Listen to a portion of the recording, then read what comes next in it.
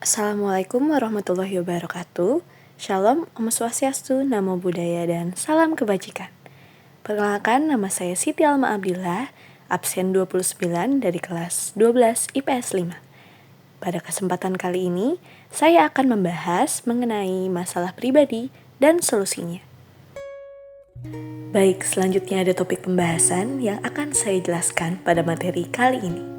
Yang pertama, cara mengatasi konflik pertemanan. Yang kedua, mengendalikan emosi.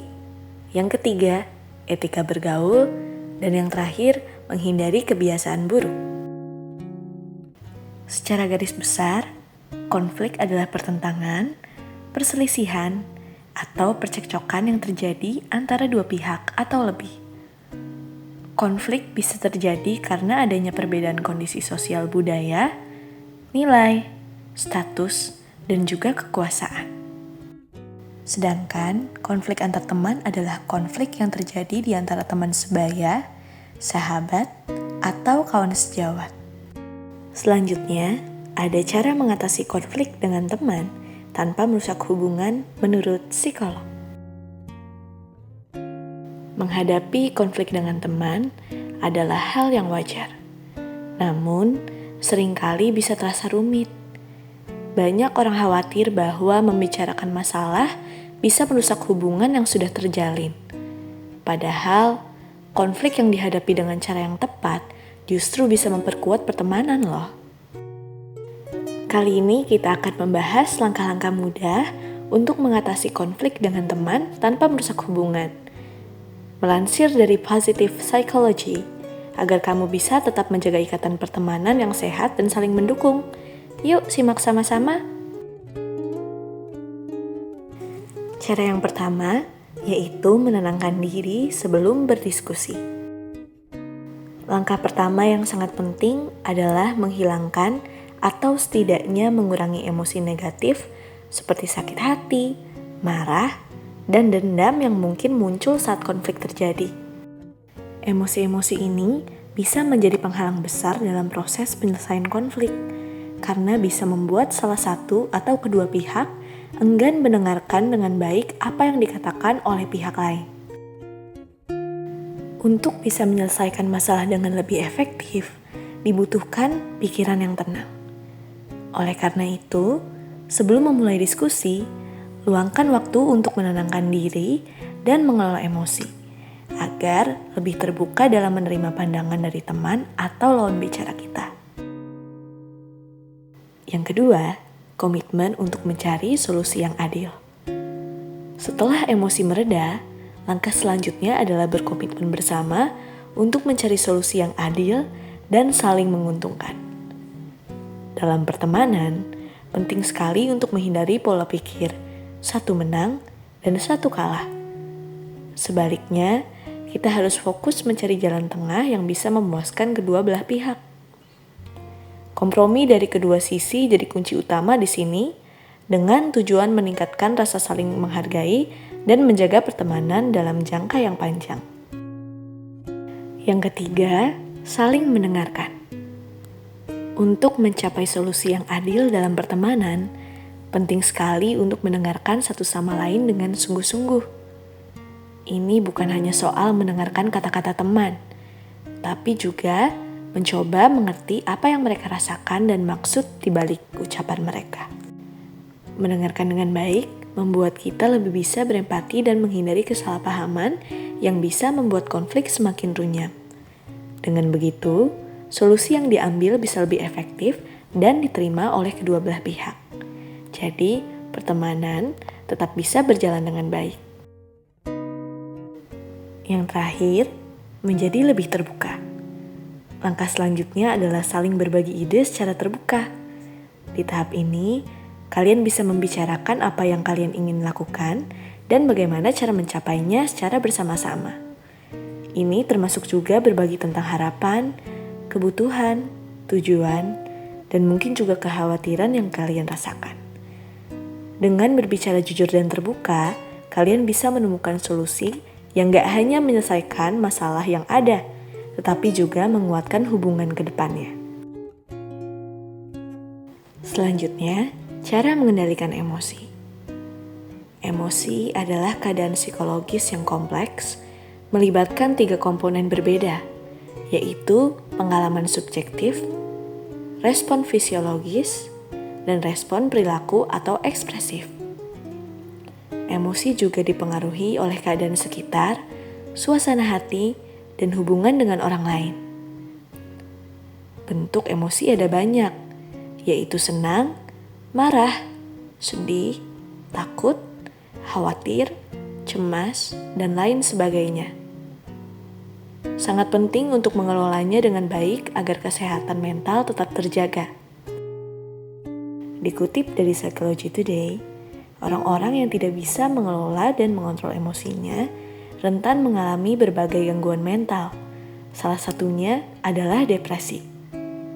Saat kondisi ini terjadi, suasana hati dapat berubah-ubah dalam waktu yang singkat.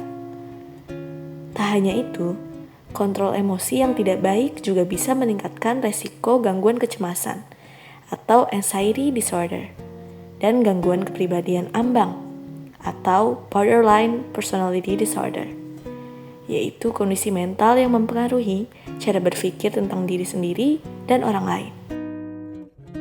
Tak sedikit orang-orang yang tidak dapat mengendalikan emosinya melakukan self-harm, yaitu dengan cara menyakiti diri sendiri. Padahal masih banyak sekali loh cara untuk mengendalikan emosi dengan baik. Cara yang pertama, ambil napas dalam-dalam untuk membantu mengendalikan diri saat marah. Yang kedua, tenangkan diri dengan cara berhenti bicara dan ambil waktu untuk istirahat. Yang ketiga, cari tahu alasan atau penyebab emosi yang sedang dirasakan. Yang keempat, tenangkan diri sebelum berbicara atau bertindak. Yang kelima, luapkan emosi dengan tepat. Jangan asal melampiaskan emosi, tetapi luapkan dengan cara yang tepat. Yang keenam, hindari pemicu emosi. Pilih situasi yang tidak memicu emosi yang tidak kamu inginkan. Yang ketujuh, tuliskan kekhawatiran yang kamu rasakan. Menuliskan emosi negatif di atas kertas dapat memberikan perspektif baru. Yang kedelapan, cari dukungan. Cari dukungan sosial atau profesional jika emosi yang berlebihan terus berlanjut. Yang terakhir, mendengarkan musik yang dapat membuat kamu tenang.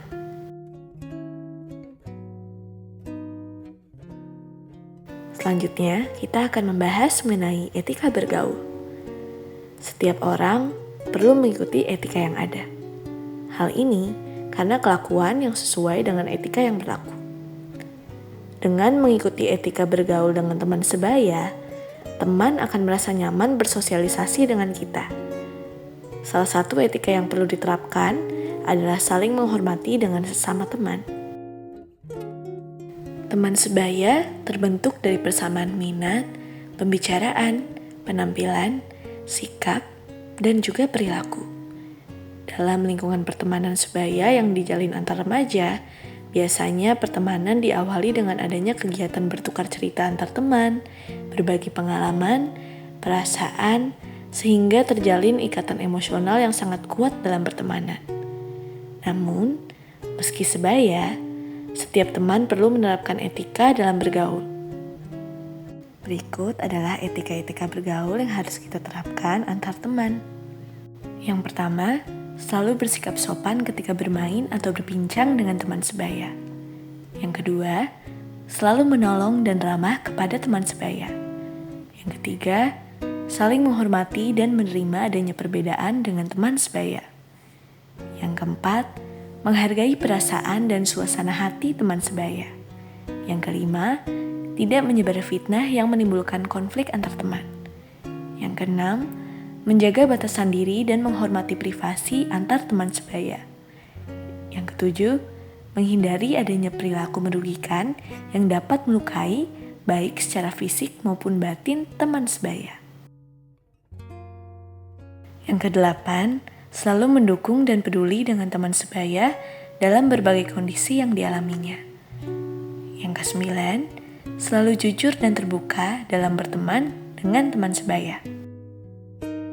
Baik, selanjutnya kita memasuki pembahasan yang terakhir, yaitu cara mengatasi kebiasaan buruk. Yang pertama, kenali kebiasaan buruk.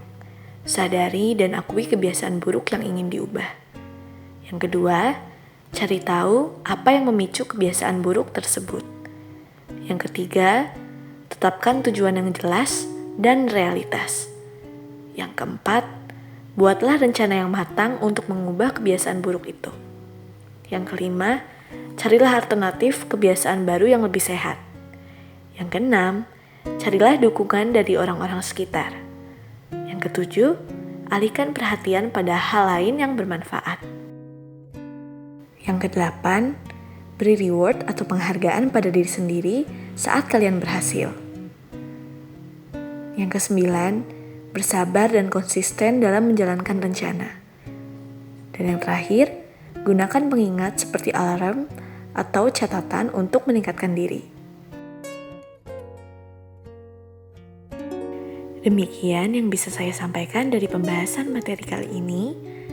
Mari jaga kesehatan mental dan fisik Anda mulai dari sekarang. Wassalamualaikum warahmatullahi wabarakatuh.